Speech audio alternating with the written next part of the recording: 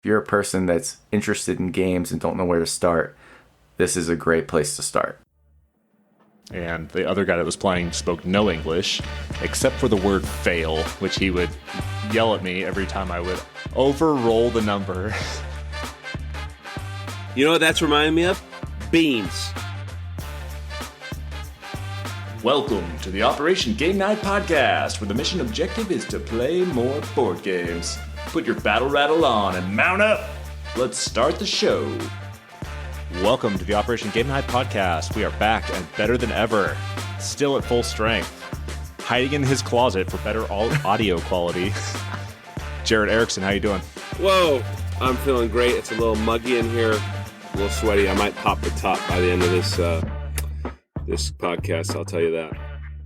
Hiding underground where he is cool, calm, and collected. Clayton Gable. How you doing, Clay? What's up, gang? Y'all looking good this week. Can't wait for Jared to pop that top. It's coming. I actually think there might be a good moment, a good reveal moment. Oh, okay. Do you have a secret tattoo of all of your favorite board games on your back that you're going to show everyone? Yeah. Ritz Bits Miracle. It could be a tattoo soon. It is in the works. And I also might pop my top sometime during this podcast because it is 1,000 degrees in this office. I am Travis Smith, and we are Operation Game Night. Yeah, you guys don't have AC over there, huh? No AC. No AC, and we're in this weird phase where it's now 30 degrees in the morning and 80 degrees in the afternoon. So you got to prepare for every type of weather. Dang. You know, the Germans, they are very technologically advanced, but they just don't like their AC. Dang. They're very strange about certain things. Like, they are weird about AC because I've heard rumor that it's because the AC air is not natural, and they're all about natural air. They also don't wear sunglasses ever, hardly ever, because sunglasses are unnatural and your eyes are supposed to be exposed to sunlight. And Hey, that's true. That's true. I've heard that you sunburn more easily if you're wearing sunglasses because some crap happens in your eyeballs when they're exposed to sun that like cues your skin to be protected against, like, hey, you're outside in the sun, start, be ready. And when you have sunglasses on, you don't get that natural cue. I'm a bit of a conspiracy theorist about things like that. I do not believe in moisturizers or chapstick. Won't use it. I think once you start using chapstick, you're done. It's over. You're going to use it forever. But anyway, Your I lips ain't soft like that, huh? My lips are naturally soft because they moisten themselves. I don't need an outside moistener to come in. Trying to find a good segue between moist lips and plays and procurements, but I don't think that's appropriate. So let's jump into plays and procurements. Dang. Jared, I want to hear what you've been playing and or procuring this week. So I did attempt to procure something this week. I went to my friendly neighborhood game store. I did not introduce myself. I don't even remember what they're called. It did have a lot of Warhammer things. Adri said the neckbeards were strong, but they had a small board game section. It just wasn't the same. It's not like Petrie's.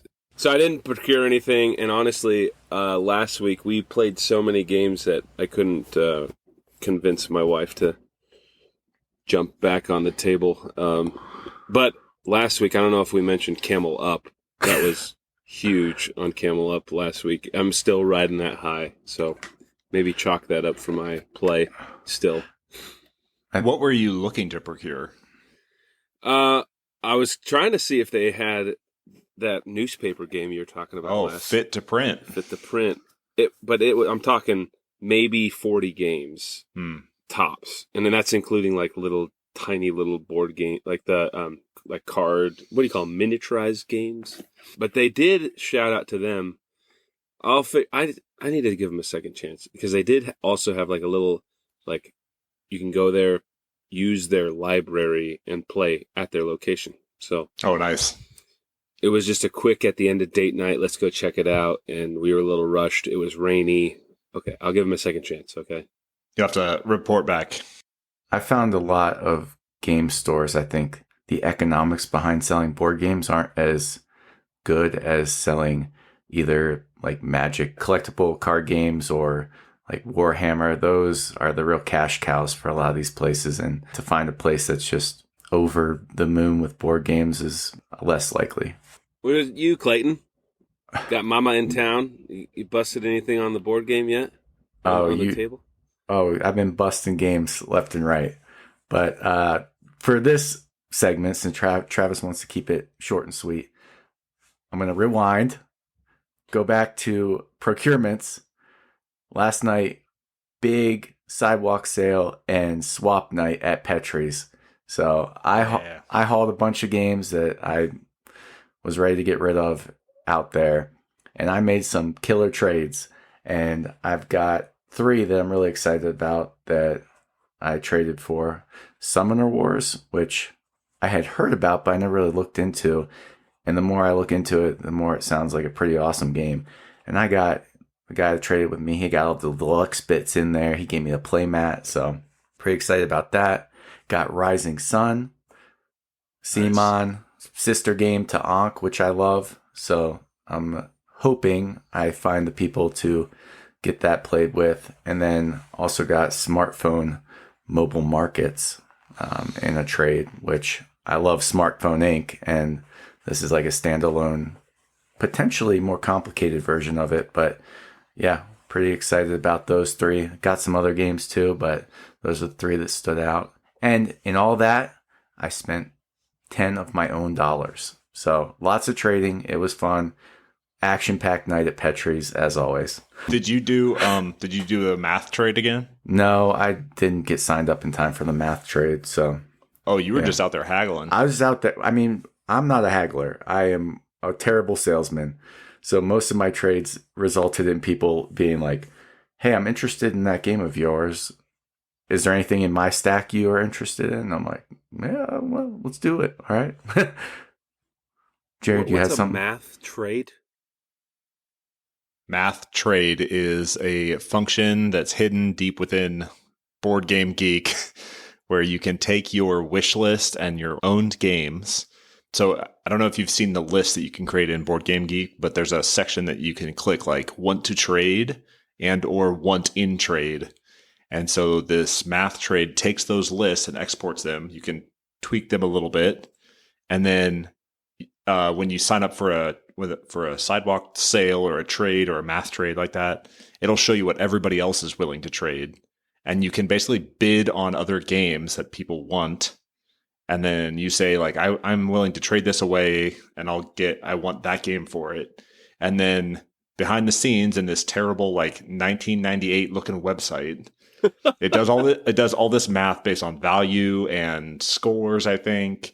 And it just sets up these trades for you so that you're getting the best bang for your buck. So everyone's getting the best bang for their buck and nobody's getting taken advantage of. Yeah, and it does this crazy stuff. Like it's like if you had a game that you wanted to trade, and I had a game that you wanted, but I didn't want the game you wanted to trade, but Travis wanted the game you wanted to trade. It like creates these multi-trades, 3 ways, 4 ways. It can do 6 ways. Yeah. You know what that's reminding me of? Beans. Bonanza. Yeah, you fly a little fast and loose with your trades, man. But anyway, that's a math trade. I'm glad Travis explained it because it honestly confuses me. But yeah, there's got to be a better system. The math trade is so confusing and terrible system. Like I spent so much time last time we did a math trade before I left Colorado, and I put in all these games and I shopped around and I bid on different games and people were commenting on my stuff and I was commenting on their stuff. And then I got there and I clicked submit, but there's like a submit and then there's like a for real submit button that I miss. And so I was excluded from the math trade. So I had to just offload a whole bunch of games straight to Petrie's for in-store credit because I just missed out on this big math trade. You weren't included because of the system. Yeah. It is like an archaic looking system. Okay. So for plays, real quick, I was getting out games for the swap and I saw I had The Lord of the Rings, which was published in 2000 by I don't know who, designed by Reiner Knizia. I forgot I got this game. I got it for like $5 in the Petrie's used section, and I was excited about it because my mom was here. She loves Lord of the Rings, and I decided to give it a whirl, watch the rules video, read the rule book, and we played it. And it is shocking that that was designed in 2000. You know, this is 8 years before pandemic. Like, this is before cooperative board games were really a thing. And the good Dr. Reiner Knizia stepped out there, got up to the plate, took an IP people love, and he made this awesome cooperative game where you're Frodo and Pippin and what's the other guy, the one that likes potatoes? Samwise Gamgee? Samwise, and you're trying to go through the story of Lord of the Rings to get to Mount Doom and destroy the ring. It's pretty simple to play. You know, it just involves like having symbols on cards that move you on these tracks. So as you go through the game, there's 4 different scenario boards you go through. They're like Shelob's Lair, Helm's Deep, Mordor, and Moria, I think. And so every time you get to one of these scenario boards, it has like these activity lines that show these symbols. So collectively, you're trying to move these markers through these activity lines to make it to the end of that scenario. And as you go through, you're trying to like collect these different life tokens. If you don't, bad things happen. And so like the whole game, you're trying to balance as you do these things. Your little hobbits are moving closer on this track to Sauron's Eye, and he's moving closer to you.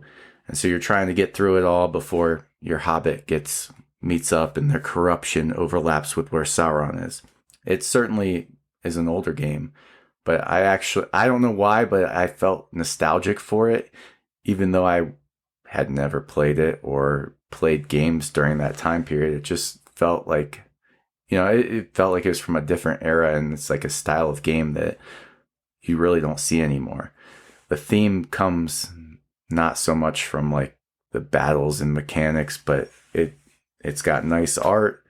You're like going through the story of Lord of the Rings, and I actually found it pretty engaging. I mean, it's prone to all the same pitfalls of other cooperative games, like where quarterbacking can be an issue. Like, you know, you can all talk about what cards you have. So it's like, okay, you do this, I'll do this, and we're going to get to the end. And somebody could do that if they wanted to. But all in all, I was impressed, and I'm excited to play it again. We did not win. As the ring bearer, I was a little fast and loose with my play and ended up getting corrupted by the Eye of Sauron. So, but yeah, it's cool. And, you know, like the asymmetry that comes out, it's like you'll take a pit stop in a friendly place. Like, is this the right word? Lothlorien? Travis, you're Lothlorien. Yeah. So like the woods of Lothlorien. Yeah. So you're like in between scenarios, and you'll move your marker to Lothlorien, and you'll get all these cards that are like characters from the books that you can play. And they're not complicated. They just like give you more symbols or something. But anyway, Lord of the Rings. Who'd you play it with? Classic. My mom and Mary. Yeah. So that was good. And then we followed it up with the next day playing The Hobbit, which is a very similar vibe where you're playing through scenario boards. Like, it was like Reiner Knizia took that Lord of the Rings design and tweaked it a little bit for the Hobbit game. And then this one, instead playing cards. Travis, I think you and I played this. I was going to say we played a Lord of the Rings game like as a break in one gaming marathon. I can't remember what it was. Yeah, it was the Hobbit one. And yeah, okay. Instead of cards, you're rolling dice, trying to match symbols and get through the scenario. And that one's a little more luck driven, and but it's a fun time. Like, you don't gotta think much, and the theme just comes through from like the cards. They'll be like, "Oh my God, the Nazgul attack! Better roll 5 fighting symbols." It's like, oh, cool, yeah. But anyway, having some flashbacks to a time that I was not a part of board gaming. Travis, how was your German board game night? Yeah, so I decided to take this podcast advice and go to a German board game night. I did some research, and there's a group that puts on events in the local area. They kind of go village to village, putting on game nights that are open to everyone. I know that they have like a nonprofit that raises money for, board gamers that are less fortunate or troubled youth or whatever. I know they have a good cause, and I wish I could speak more eloquently about it, but I decided to go to this event, and it was held at the Burger House, which is not a place to get burgers. It is like the town hall of each village. And it was right next to the train station. So I walked in, and there was about 10 Germans sitting around. And I walked in and immediately got roped into a game of Heckmech. Whoa. And some of you might not know what Heckmech is, because in the English version is called Pickomino or Pickomino Reiner Knizia. It is a press your luck dice rolling game where you are trying to collect the most amount of worms on these little dominoes. So you roll 8 dice each turn. You need at least 1 worm, which is a 6. And you're trying to total up your points to one of the numbers on a domino, 26 to 36, I think. And each of them have a corresponding number of worms on the domino. The cool thing is this game has a take that mechanism where if people earn worms on their dominoes and they have them sitting in front of them, you can roll that number and then steal their domino from them. Whoa. And so the two guys that I played with, one spoke pretty good English, and he helped explain the rules to me. I was not rolling the dice very well, and these Germans were beating me pretty handily. And I had no dominoes in front of me, and they had these huge stacks. And the other guy that was playing spoke no English, except for the word fail, which he would yell at me every time I would overroll the number or fail to earn more of the dominoes. Because if you can only roll or select each number once. So I roll the die, I pull all the 6s out. I can't roll any more 6s. Next time I'll roll 3s, and I'll pull all the 3s out. And you can keep going until you have no dominoes left or no dice left. And every time I would fail one of the rolls, he would yell, "Fail!" Which was pretty good. But then I proceeded to steal all their dominoes one by one, and I beat them at the game. Oh, wow. That's not my favorite Reiner. That's for America. That's for America. Not my favorite Reiner Knizia game, but it was fun. Press your luck. It was a good warm up and a good way to meet the guys that were playing. However, right next to me on the table, there was a game of Marrakesh going on, which I was more interested in because that thing, I don't know if you've ever seen it laid out on a table. It is beautiful. It is a beautiful board and beautiful pieces, colors everywhere. They got little tokens and chits and this big dice tower that is built out of cardboard. Oh. That's a big spire in the middle of the board that you roll your dice down through. Mm. I was super interested in that, but I was a little too late to play that one. So after we played Pickomino, we slid over and joined the other group after they wrapped their game of Marrakesh, and we played a game of Verdant. That's Flat Out Games, right? The plant game? Yes. Verdant is a game by Flat Out Game and AEG. It's another joint publishing, just like Fit to Print, same people that did Fit to Print. Designed by Molly Johnson, Robert Melvin, Aaron Mesburn, Kevin Russ. Artist is Beth Sobel. This is a cozy game where you are drafting cards. It's got open drafting, pattern building, set collection, and so on your turn, or you start with one room and one plant, and each room is it's a colored kind of suit, and on each of the sides is a symbol for how much sun that side of the room is getting. Then you draft plants, or you start with a plant that needs a certain sun exposure at the top. So you match those two up. You match up the symbols and hopefully the colors because they have different colors. And then on your turn, you're drafting either a plant or a room and an item that's in between. And you're trying to earn these little leaves that go on your plants that will then get them potted and score them points at the end. You're trying to build out this tableau as you go along. That has matching symbols and colors and items. and there's green thumbs that you can earn that get you special abilities. And at the end, after you get a 3x5 grid built out, everybody scores, and whoever has the most amount of points wins. I tied for first in that one, and it was a fun game. It's something you can teach to anybody. Super simple on BGG. It is rated at 2.07 complexity, so it's super easy. Anybody can pick it up, and it's definitely a cozy game. It kind of reminds me of like Calico. You're trying to create patterns to earn points and build out your tableau. I really enjoyed it. It's a good game for groups that have a mixed level of experience. And then we wrapped up the night with a game of, I don't know what it's called in English. Oh, it's called Seas of Strife in English. Don't quote me on that. But in German, it's called Windjammern. Windjammern. And it's published by Rio Grande Games. And it is a trick-taking game where you have numbers 0 through 74. And it's broken up like 0 through 10 is yellow suit. And the suits get smaller and smaller as you go up in number. So like the 70s, let's say it's like 71 to 74 is a suit. So you go around, you play a card, and you're trying to match a suit that's already out there. And if you play the highest number of a suit that has the most amount of cards in the center, you have to take the whole pile, and you're not trying to take any piles because the first one to collect 15 piles loses the game. So it's fun. We played quick. It was like less than 10 minutes. The first round I got obliterated, and I took like 10 tricks.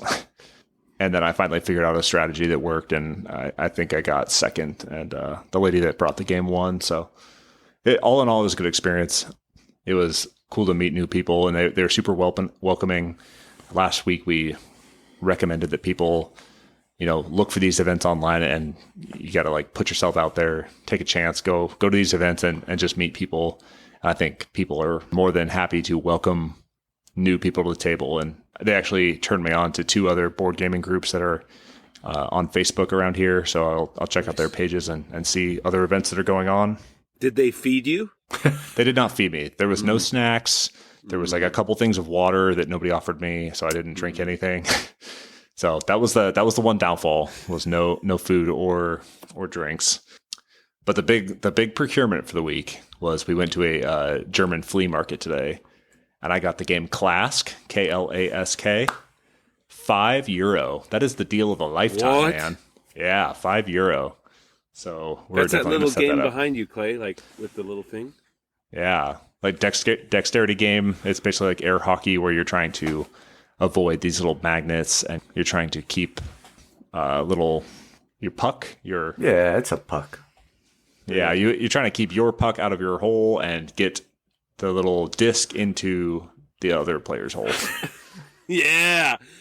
Actually, no, hey, huge fan. It's like air hockey. It's magnetic air hockey on a wooden table. There you go. Mason kicked the crap out of it. Like he's good at that game. Yeah, that's a fun one. That's a great deal. But I mean, I guess that a deal like that has broken your anti-procurement pledge to yourself. No, baby's not here yet. Oh, once the baby comes. Okay. All right. I got it. So you better hurry up. Your time's ticking, Travis. Yeah, it is. This is not a board game, but I did get a couple of sweet retro video games. I got a pack of 3, including 007 for the N64. Whoa. Yeah. So it was a good deal. You still got an N64? Bro, you know I do.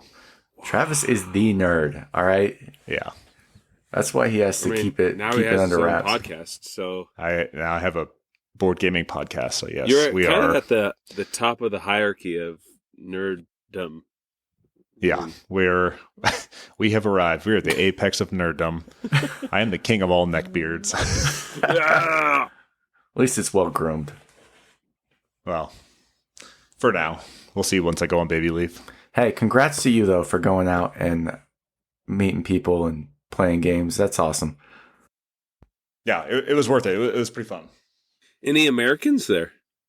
I was the only American there, and it was good because they would be like conversing amongst themselves in German, and they'd all start laughing. But then they would be inclusive enough to explain to me the joke in English. So it was pretty good. We were playing Windjammern, and the one guy started like mumbling to himself after I dealt the cards, and they all started laughing. And one of the ladies that spoke pretty good English, she says, he's complaining because he thinks you shuffled the cards wrong. And I was like, oh, I'm sorry. And she said, no, he's jammern, which in German means like moaning, complaining, which is like the game is a play on words. So it was pretty good. That is cool.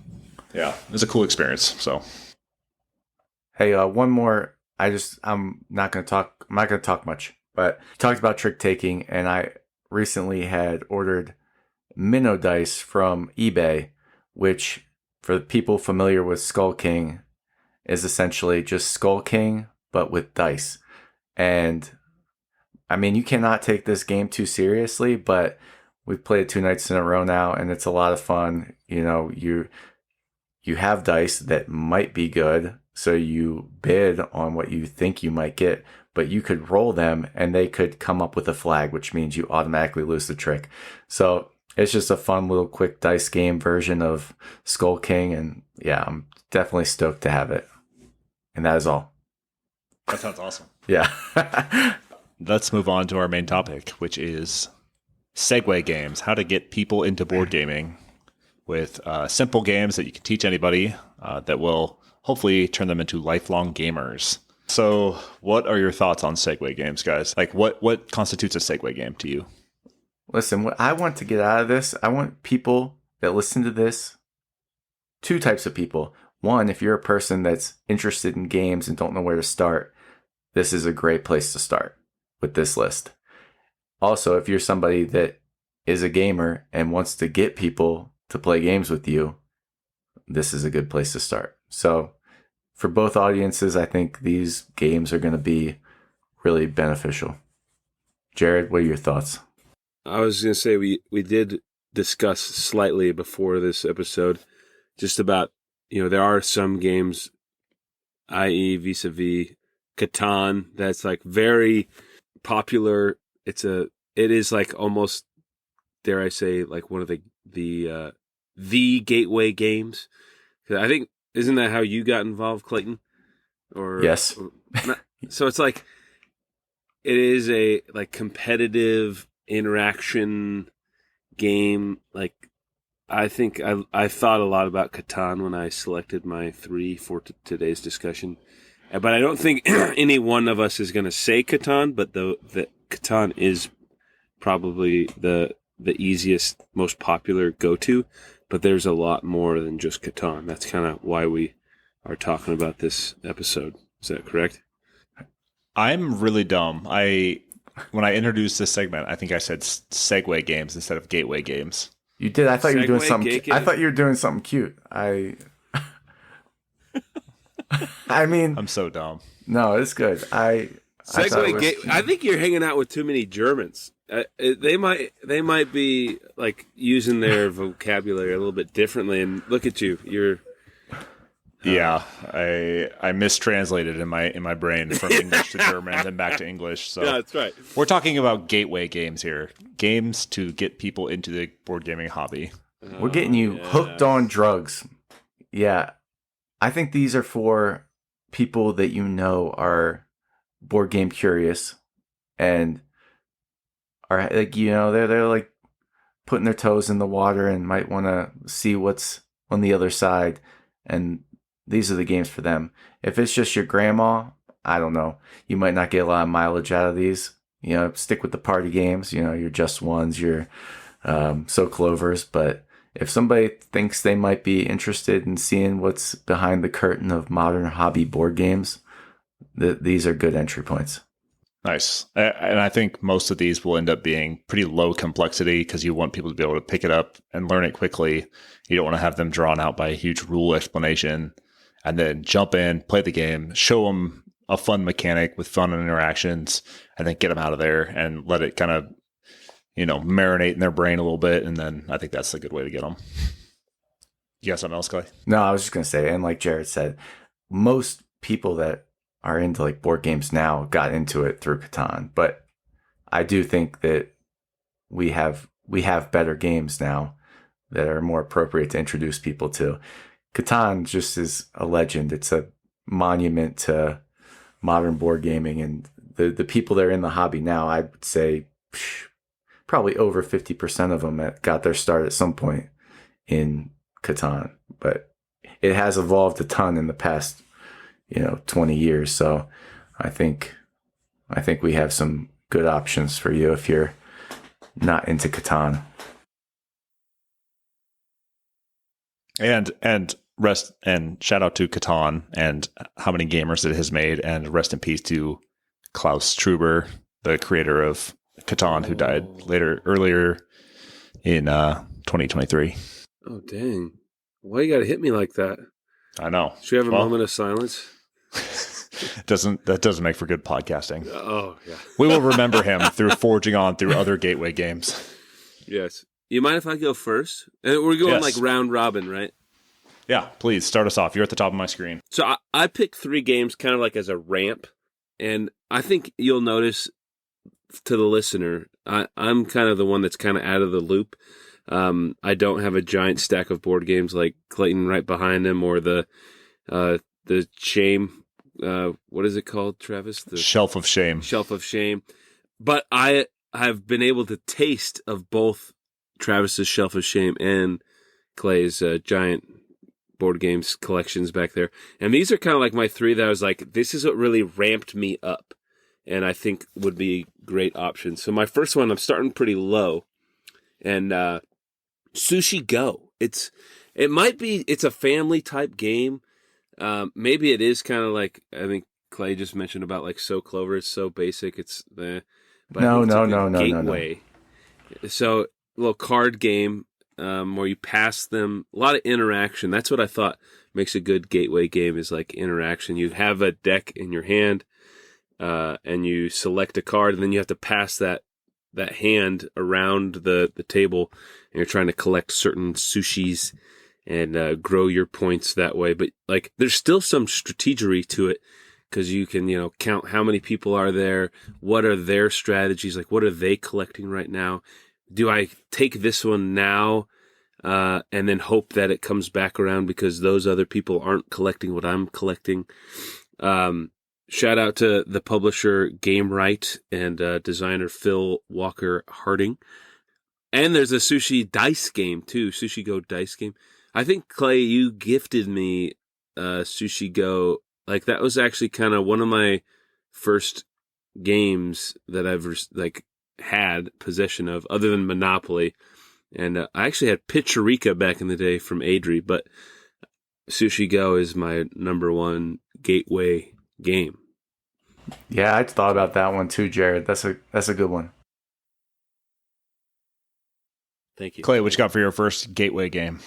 First one I'm going to talk about, and this is not ramping. There's no order. These are just all games that I think people will have a good time with, have always been a hit when I introduce people to them, and that I actually enjoy playing too, which is important for me to introduce a game. So the first one is The Quacks of Quedlinburg.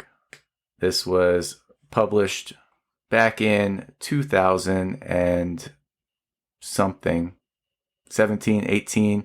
It's designed by Wolfgang Warsch, published by Schmittenspiel and 17 more, according to the Board Game Geek page. So it's a popular game. It's got expansions, but the base game is so much fun. I've said before that Push Your Luck is one of my favorite mechanisms in games, and Quacks of Quedlinburg has that.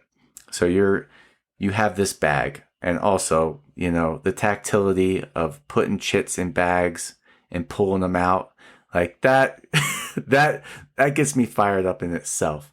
But the fun of it, and like, there's different ingredients you can put in your bag that give you special powers as you try to brew your little cauldron and get further on it than everybody else who's playing. I think Travis you introduced me to this game, and I remember just having such a blast with it the first time I went and bought it right away. But yeah, I think it's easy to get people to understand what's going on. Just give them their bag and be like, start pulling, and moving your little ingredients up your cauldron. And as you go, you get to experience different ingredients. So it kind of ramps you up into, these more, not complicated, but these different ingredients that have more unique abilities. And yeah, I will always suggest Quaxaquedlinburg to anybody who's like, I'm interested in trying out a board game. What should I get? And I'm like, Quaxaquedlinburg. Yep. You will have fun.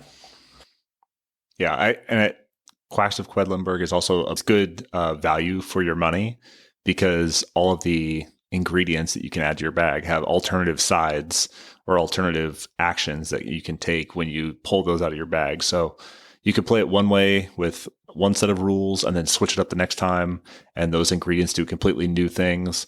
So yeah, there's a lot of value in Quacks of Quedlinburg. Oh yeah. So the push your luck part of it, for the listener out there, if you haven't heard of Quacks of Quedlinburg, is there's these white chips that are in your bag, and if the value on your white chips exceeds 7, your pot explodes and you don't get to. You either have to take the victory points or buy new ingredients. If your pot doesn't explode, you get to buy new ingredients and get victory points. So as you're pulling and you're like, oh my God, I've pulled a lot of white chips. There can't be many left in this bag. And then you pull that one more, and it's the 3 white one. You busted. You're like, daggone it. But anyway, I love that excitement of drawing and, wiggling my hand around in a bag. So that's Quacks of Quedlinburg. That's a great gateway game that leads you to Wonderland's War down the road. Oh, heck yeah. Okay, my first gateway game is Splendor, published in 2014. Designer is Marc Andre. Publisher is Space Cowboys, also published by Z-Man Games. I think I've got the Z-Man game 1. It's rated 7.4 on BGG. Weight of 1.78. It is baby's first tableau builder. On your turn, you either draw 3 chips, which are gems. You reserve a card on this big grid of cards that score different points and do different things, or you buy the card with the gems that you've collected. Or as you buy the cards, you add them to your tableau. They earn you bonus gems towards the end. You slowly work your way up the different layers in this grid of cards. And the first to 15 points, I think it's 15 points. First to 15 points wins. It goes pretty fast. It's a good game that if you are jumping into the first time, you still have a competitive chance against people that have played it a whole bunch of times. Especially if you play in larger player counts, because those cards are not going to be the same when they get back around to your turn. You can kind of see what people are going for. The moves that you're taking are really transparent. There's no hidden hands or anything like that. So you're just pulling the chips, building your tableau, earning bonuses, moving up in points, and this makes for really tense game scenarios down the road when people are close to winning or you're trying to block them from winning. And yeah, I think it's a good way to get people into tableau building and get them to think about how they're building their engine up. Can't be killed. I've never played this one in person. I've only ever played on BGA. Is it even better in person? Yeah, I mean, I think BGA is a good representation of how it feels in person. I think it's a little more tense in person just because you can see people's tableau that they're building up right there on the table. But I think it's the mechanics are the same, the visuals are the same, and it feels good to build that engine as you go along. How are you going to talk about feeling good this whole time talking about Splendor and the difference between it on Board Game Arena and in person, and not talk about the feel of those wonderful, wonderful poker chips? You're missing out. True. You're missing out that'll get people hooked in itself. You're fiddling with these chips. Oh, it's good. Even the base level game comes with these plastic poker chips or these like clay type poker chips that are really satisfying to handle. You have these little stacks of nice little poker chips with all the gems, the beautiful gems on them, and they're all color coordinated. So it's pretty nice. It's a We good have- production even at the base level. We haven't even gone around one round, and we've already seen Clay just likes the feel of things, the tactile feel of a chit or reaching into a bag in Quedlinburg, and it's beautiful. I'm a sucker for It's all production. about game feel. Yeah. Yeah. All right, Jared, what you got? Number 2. Well, my number 2, ramping up slightly, not really, Dice Miner. Atlas Games, Joshua Du Bois, and Nikola Riskiski. I butchered this name. But this one's a great one. I feel like this is where you introduce like a player ability. Like each person has different starting points. You have like Engineer or the Dragon Slayer, that they already come with some type of benefits. And then you have a mountain of die, 6-sided dies that they all have different meaning, different ways to score points. And you have to interact together, pulling from the peaks of this mountain that you're slowly mining down to the core to earn your points. But again, I just love randomness too. There's also a bag that you reach into, Clayton, so you definitely like that. You can also get that 3D printed mountain, just beautiful extra little feature to your Dice Miner game. But this one is fun. Like you can teach people pretty quick, and definitely a gateway game in that you can pick up the game quickly. There's a lot of interaction, definitely. And then there's like that cheers moment where if one of your die, one side of the 6-sided die is a little beer, and it's you can cheers it to someone, you can pass it, and you can really change the momentum of the game in a certain way. You know, maybe Adri's just out there crushing it, and so you cheers the other person with a very specific cheers die, and kind of helps pull the momentum away from Adri. Not that I don't like Adri and I don't like her winning. Hashtag, love your wife. But you can have good influence on the game. It's a lot of fun. So that would be like my next step up into the board game area. So listen, even without the 3D printed mountain, you have the cardboard mountain. I think that's still a fun component hook that you don't see. And I think that's another thing that's important with these gateway games, like having that hook. Like, in Splendor, people might like the feel of those poker chips. I know people like the feel of those poker chips. And in Dice Miner, it's cool. It's cool to see the dice stacked on this mountain and pull them off the peak. So in addition to being good games, they also have these hooks that will keep people interested. Yeah, I taught Dice Miner to a bunch of non-gamers just a couple weeks ago, and it was a big hit because people love the toasting each other where they're rolling dice at each other.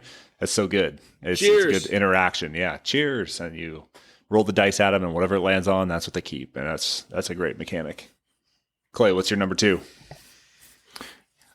Number 2, in no particular order, is a Reiner Knizia game, because I could not, in good conscience, make this list without including a game from the Good Doctor. And that is The Quest for El Dorado. So, if you're going to get into board games these days, you need to understand deck building. And there is no better game at introducing people to deck building than The Quest for El Dorado. It is a race game, which is also a very easy concept for people to understand. It's like you're starting on this side of the map, you have to get to that side of the map. Here's how you do it. And the cards in there are simple. A machete will get you through the jungle space. A little canoe paddle will get you through the water space. So on your turn, you have 4 cards in your hand, and you are playing a machete so you can move your person to the jungle space. You're playing a oar to move to the water, and then whatever cards you have left, and this is where you learn about the deck building, you can spend the money that either those cards are worth or some of the cards have coins on them to buy new cards to add to your deck of cards. and then you just draw 4 cards again, and you're just trying to buy the best cards and be the quickest to race across this map, and people love it. It's simple, it's streamlined, turns are quick. Yeah, and it's very intuitive what you're doing. So I very much enjoy Quest for El Dorado, and I've had a lot of success introducing people to it. How have I not played this game? I don't know. Cole and Spanky go absolutely ape for Quest for El Dorado. Like really? That, yes, I think Spanky would tell you it's his favorite game, and Cole wants to play it all the time too. So it's definitely been a winner for them, and yeah, everybody I've taught it to picks it up really quick and enjoys it. When I was over there, Yumi and Mary played, and we played some variation of it. It was like an expansion. We played the Golden Temples version. That's right. So in that one, instead of being a straightforward race, you have to like go to 3 different spots and get like a gem from each spot and then get to the bottom. That was really fun. Yeah. That was tense. Yeah. It always ends up pretty tense, and there's blocking you can do. So there's that player interaction you love. But yeah, Quest for El Dorado, Reiner, Knizia, bringing the heat. Travis, what do you got? Speaking of good player interaction, I have a cooperative game next. So this one is a good segue game because 1, it's simple to learn. 2, it's got some interesting puzzle solving and mechanics. And 3, it is readily available. You could go and pick this up at Target tomorrow. And that is the Forbidden series, designed by Matt Leacock, published by Gamewright. These things are available at Target. There's 4 in the series now. There's Forbidden Jungle, or Forbidden Island, Forbidden Desert, Forbidden Sky, and Forbidden Jungle is the most recent one. And my personal favorite is Forbidden Desert, and they each have their own kind of unique mechanic to it. You talked about like the toyeticness of games and the feel. This one's got a pretty cool component where you are working together to build a airship to escape the desert together before people run out of water and die in the desert. So cooperative game, grid movement. You've got these tiles that are laid out in this 5x5 grid, I think. There's hidden tiles that are flipped over face down that look like sand. And when you dig them up as one of your actions, you flip them over, and then sometimes it's a teleporter or a cave that you can transport across the map. Sometimes it's an item that you can collect that will give you certain powers. But what you're really trying to do is you're trying to turn these over and reveal parts of this airship and put the airship together to escape. So you all have to get to the site with the airship and escape before the heat level gets too high or the sand piles up too much. Each player has their own unique variable player power. So you have the cartographer that can move another player around. You have I don't even know what the other players are called, but one is able to dig out sand more efficiently. One is able to carry extra water that you can share with your allies. And they all have different things that they can do to help solve this problem. The cool thing is after every player's turn, you flip one of these like threat cards or encounter cards. And in Forbidden Desert, at least, it will shift the sands around. So you flip the tile, and all this sand starts shifting around in the wind, and it starts piling up in these areas that make it more difficult to dig out the airship parts or get to water or get to the things that you need to get to. In the Forbidden Sky one, that has some cool components because you are going around this island up in the sky that you flew to with your airship in this one. So they're each sequels to one another. In Forbidden Sky, you're trying to build a circuit that then lights up a rocket ship. And it's pretty cool because it's actually battery powered, and you're putting these like spans that have magnets on the ends, or at least metal leads. They're trying to put them on these little platforms that are small metal looking platforms. And once you line them all up, and you can make the circuit however you want. But once you complete the circuit, the rocket ship actually lights up and like makes blast off noises. Whoa. It's awesome. It's pretty cool. I like that. Yeah, that one's probably the most interesting, like component wise. And then the sequel to that one is Forbidden Jungle, which just came out last year, I think.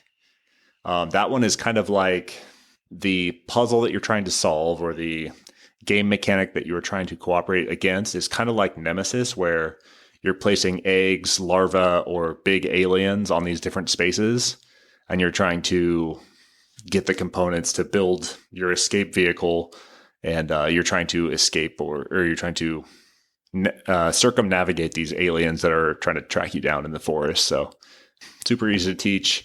Each player has their own player board that explains exactly what they do and how you interact, and the turn order. And then it's like an introduction to variable player powers and cooperative play, and taking like action point turns. So yeah, Forbidden Desert is my number 2. No particular order. Hey, shout out to co-op games too. I think they are in general just a good place to introduce people to games, because you're not playing against each other, so you can help people out and ask questions and be pretty open with it as you go through the game. So yeah, I think co-ops are always a good choice if you're introducing people to a game. And I asked my wife before we recorded this episode, like, what would you consider your gateway games? Like, what games do you enjoy that got you into gaming? And she shouted out Splendor and the Forbidden Desert game. So she knew that this was one that got her interested in gaming in the first place. Nice. Jared, go full ramp on us. What is at the top of your ramp?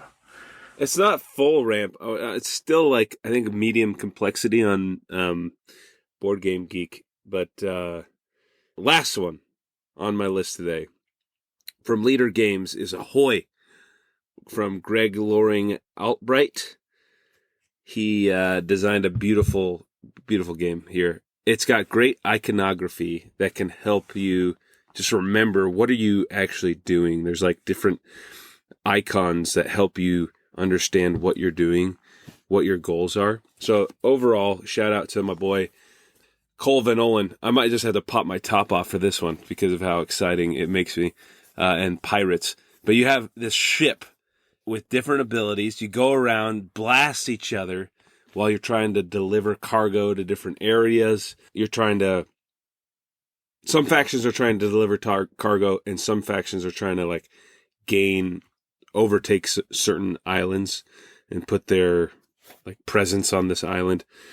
I had a lot of fun playing. It's like asymmetric, where the board game the layout is never the same. As you go off the mat, a new smaller board kind of slides up. And there's dice, so there's like randomness that I love, that just like you roll some dice to figure out what actual moves you can do, how many times you can blast someone. I love blast. This is the idea of getting on a high season. I couldn't do Dead Reckoning because that is full blown. That's not a segue or gateway game, but No. Ahoy is like a pared down version of Dead Reckoning, which Dead Reckoning is just like right up there at the top for me. But it takes a lot of work. But I also like Ahoy because it's got like a player mat where you have your own abilities. You can kind of use your strengths to try and outmaneuver your opponents. Clay is really good at it. He always kicks my ass at it. Yeah. You talking about me? Last time I played, yeah, talking about that, Clay, right there. I have never played as one of the warring factions, like your Blackfish Brigade, or I'm always the little smuggler going back and forth. The smugglers, and you kick our butts because you're like, oh yeah. You play us so gently. You get us all fired up at blasting each other that you get through and deliver your cargo left and right. And I do like instigating a good battle between the Bluefin squadron and the brigade of whatever it is. Oh yeah, that is a really fun one. I think last time I played was at the Olive's house. Actually, it's been a minute. Whoa. We might have to bust that one out whenever I head over to Colorado, which I don't know when that's going to be, but or maybe I'll just buy it myself. Who knows? I'll have to go talk to this game store and tell them they need to up their inventory. Yeah. This is a pretty aggressive choice for a gateway, you know? Like, I feel like... Really? No, I'm not saying aggressive in a bad way. I'm saying it's just that you have to be aggressive in this game, which, Oh yeah. some people, it can turn people off, but I do think it is a good gateway to a different genre of game than we've been describing. This gets you into your roots and your, blood rages and these games where you're in each other's faces. No, I think it's a great choice. It's my go-to pared down version of one of those games. Oh yeah. That's what I'm saying. Combat's a bold choice. Yeah. Combat. I love a little combat on the high seas. Clay, what's your number 3? My number 3 is the friendliest of all. Almost zero player interaction here. Just good vibes, good times. And that is Cascadia by getting a lot of shout outs, AEG. And I think this is also a flat out deal. But yeah, it's 2021. I think this won the Spiel des Jahres. But so it is definitely popular. I think maybe all my games did win that award. So this might not be that original of a list. But in Cascadia, you're trying to create this environment through tile placement, and you have different scoring objectives. So one scoring objective is creating land masses of a certain type, and you'll score points based on how big each of your land masses is. And then there's other scoring objectives for the animals. So there's different sets of cards you can play. So the bears in like the A set, you want to have 2 bears next to each other, like a mating couple. I don't know if that's what it's called, but bears together will get you points depending on how many different bears you have together throughout your map. So as you play, there's a little marketplace, and it's like coupled drafting, which is cool. You like randomly set out 4 tiles and 4 animal tokens, and they're like paired up. So if you want this animal token, you have to take the landscape that is paired with. So you pick one of those 4, and then you have to place it. So I put my terrain down, and then you have to put your animal on a terrain that has that animal symbol. So you're just putting this animal token on top of your terrain. And so you're just trying to meet these scoring objectives, but it feels pretty loosey-goosey. Like, there's things you want to do. You're like, oh man, yeah, I really want to get this salmon run where I have this long line of salmon that is going to get me all these points. But if a salmon's not out there, like, there's always something good you can be doing. Like, you'll draft something and you'll add it to your habitat, and it'll be good for you. And there are ways with these little nature tokens that you could wipe the board and like get a fresh slate to draw from if there was really something you wanted. But I find this game to be, just a good feeling. It's nice to see your little landscape grow, and like you're getting these little pockets of elk together, and you're getting these fish together, and it's a pleasant game. It's nice to look at, super easy to teach, good entry point for people, I think. What mechanisms do you think that Cascadia is introducing to people? Drafting and just the drafting and tile placement, really, and scoring objectives, I guess. Just like having disparate scoring objectives. But it's too simple. But it's fun. It's very popular for a reason. Yeah, and pretty low stress. Yes, super low stress, because we got Calico first, and Calico is high stress. Like, where Calico, as you go through that game, you just feel like you're being squeezed, and you're like, oh my God, it's all falling apart. And in Cascadia, as you go through, you're just like, oh, well, expanding, things just open up. It gets more generous, I feel like, as you go through it. So that's why I think it's a better choice for a gateway game. Nice.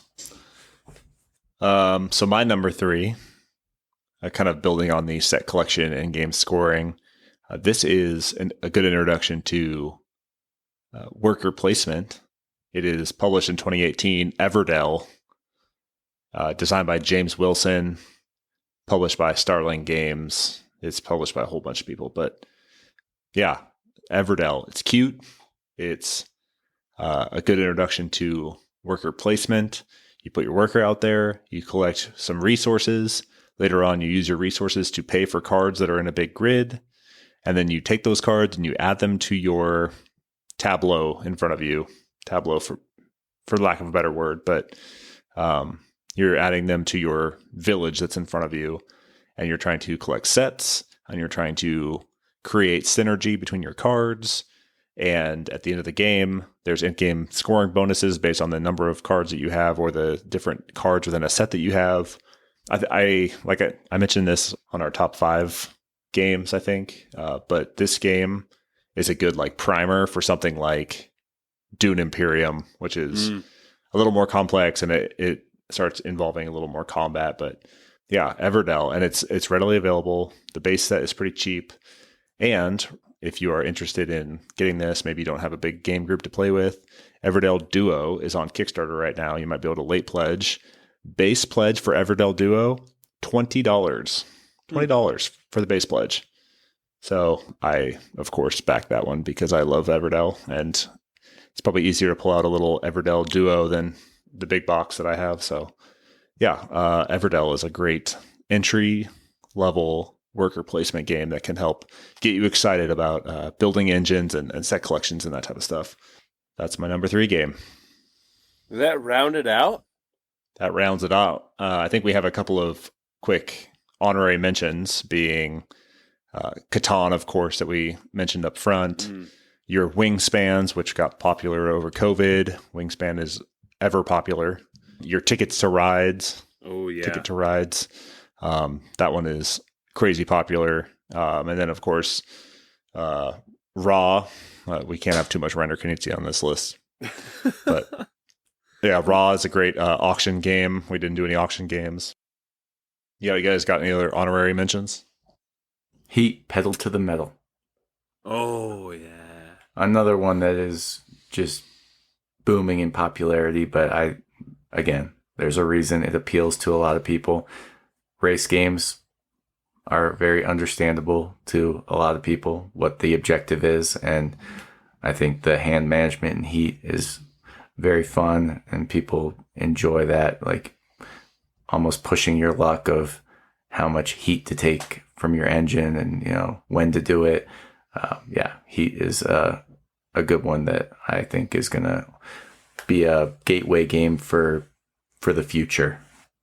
Nice. That rounds out our gateway game discussion. Let's move on to some quick hits. Jared, what have you been doing besides board gaming?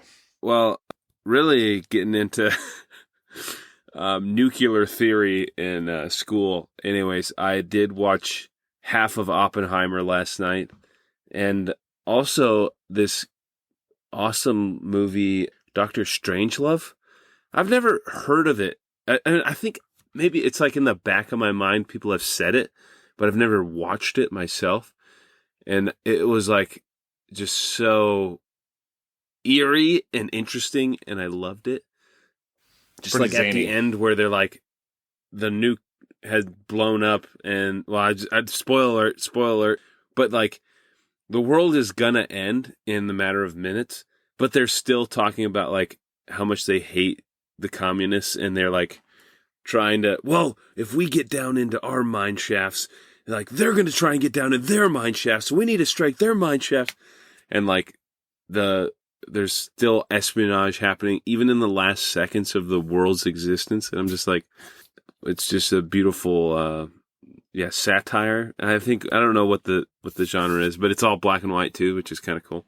Yeah, it's a parody of our military industrial complex and how we make decisions at the highest level, and the nonsense that goes into how we make those decisions. And yeah, it's a pretty nihilistic look at nuclear warfare. Yeah, so it just helped me realize that we're just on pins and needles every day, and just every day is a blessing. But I did want to shout out, well, maybe it's not a shout out, but maybe my quick hit would be to remember that September, Suicide Awareness Month. A lot of people in our profession, veterans, dying more often than not of their own hands than by anyone else. So a little somber moment for me, but I think about that in September, throughout the year too. But so if you need anything, especially you two, please reach out to me. But also just a reminder of that the struggles and the toughness of everyday life. Just take a second and think about yourself, take care of yourself, and reach out to a friend if you need it. But anyways, that's my quick hits. Check it on your friends. Yes, please do. Check on your friends and tell them that you love them. I love you, Travis. I love you too, Jared. Oh, I you're love okay. you guys. Oh, well, never mind. I love Jared, not you, Travis. Get out of here.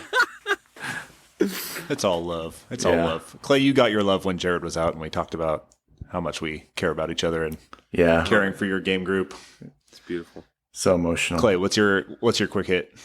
So my quick hit is an ode to Travis's expert quick hitting in the past 4 episodes. So my mom is out here, and I guess this goes to prove that most of our listens are from our parents. But my mom was just talking randomly about.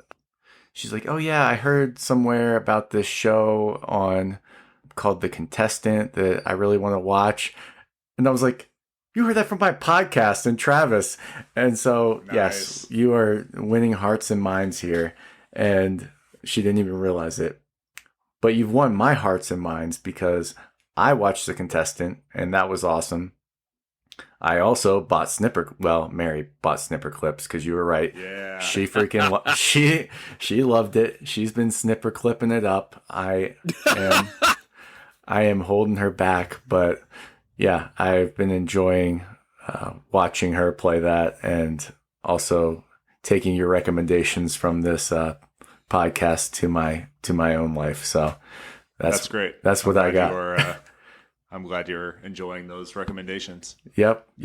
My mom was like, I really like this Travis guy. He's like, he talked about Lord of the Rings. She's like geeked out over Lord of the Rings too, and she reads all the House of Dragon stuff. So when you were going on about that, she was into it. So yeah. Should we have your mom on as our first guest? Yeah. Oh yeah. You're a man for the people. I'll call her in. Hey. Come on, Mom. Is she there? No, she's not. She was about to make a live appearance. Dang. Don't get me going like that. But anyway, good work, Travis. You're really influencing my household. Excellent. I don't know how much traction this quick hit will get in your household, but the quick hit this week is jiu-jitsu. I've been really bad about getting in the gym lately, but I got a note from our old coach, Smitty, who was out here. His very first question was, "How are you doing? What's the BGG or BJJ situation out here?" So I told him about the jiu-jitsu club here, and we went a couple of nights, and man, I am really out of jiu-jitsu shape. And for the listeners that don't know us, Clay and Jared were both wrestlers and have been doing combative sports their whole lives.